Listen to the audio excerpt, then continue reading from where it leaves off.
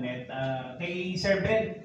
Ben, may mga nakapagpalista na ba na to-participate na mga dating national player natin o mga famous name in athletics?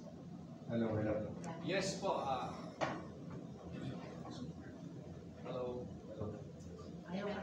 Hello. Yes sir, thank you for the question. Meron po tayong several national athletes na nagkukumpit po dito. I can mention Arnel Ferreira, Maristela Torres, Danny Harina, Danny Fresnido, and his brother. And then we have Cristabel Martes.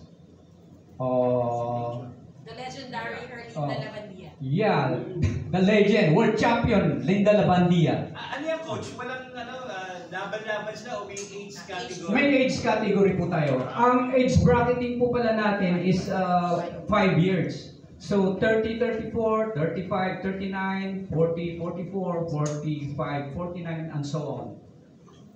Yun po yung mga bracketing natin.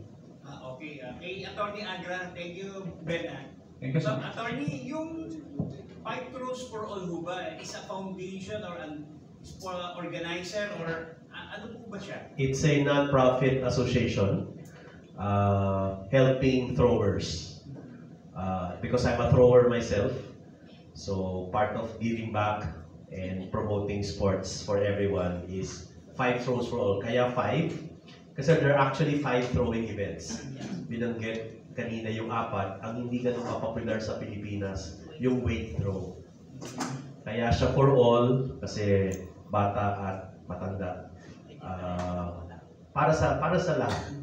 So, nandito nga kami para suportahan ng ganitong Masters event. Aside of this, Attorney, since na-form yung 5 Throws for All, ano po ba mga ibang pang programa na nagawa ng organization na ito? We give out implements to schools.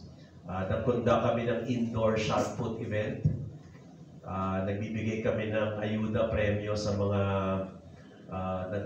top performers in Southeast Asia, for throwing. Pero ang event talaga namin for throwing, but for this special consideration for NAMSAP, which is not a throwing event alone. Pero again, bahagi ako ng NAMSAP, kaya ambag at tulong sa grupong kinabibilangan ko.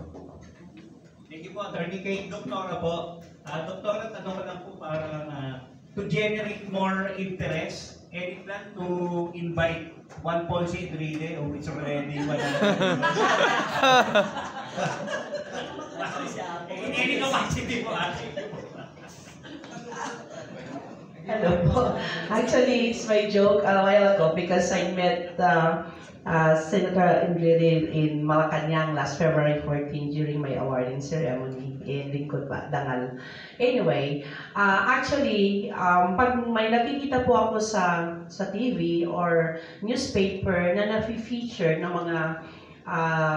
mga runners natin, 80s, 90s na mga sabi ko kagad kay Coach Trece at saka Kuya Ben, alamin mo kung saan yung mga yan, saan nakatira and everything, and we will invite them to participate in the National Open. So, siguro yung isang bagay na we want to yung help yung tao na pagpadala dito just to inspire other people. So, kung anong may maitulong, basta madala lang siya doon para maipakita sa lahat na rating niya nitong age na ito because he's active. Yung involvement siya sa activity is very active. No? So, ito yung ngayon, kaya nga nagustuhan ko yung narinig ko from television about the longevity of life. Kasi, I just want to share you, when we were in China with Coach Ed, we went to Rugao for the Asian Games. We attended the Asian Games in Rugao. Ang tawag dun sa city nila is City of Longevity. And then we asked why City of Longevity. There are 300 plus centuries people pala na nabuhay doon sa lugar na yun.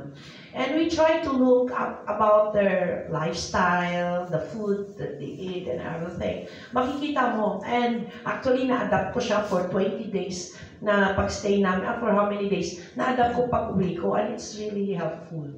No? So ito, yung mga nakikita namin na we went to Madrid, to Spain, to Australia, and seeing these people playing in their, age, 100 plus years old. Actually, mayroon akong isang patient na 103 sa Malaysia, yun sir, no?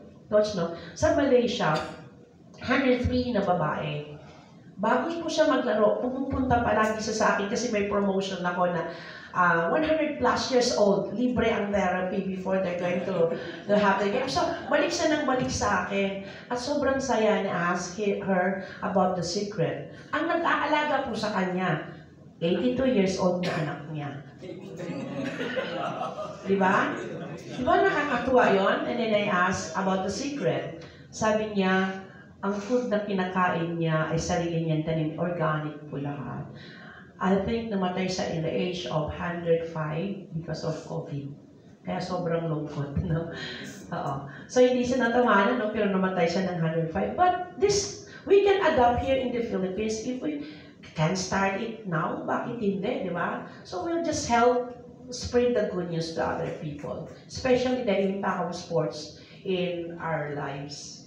Okay.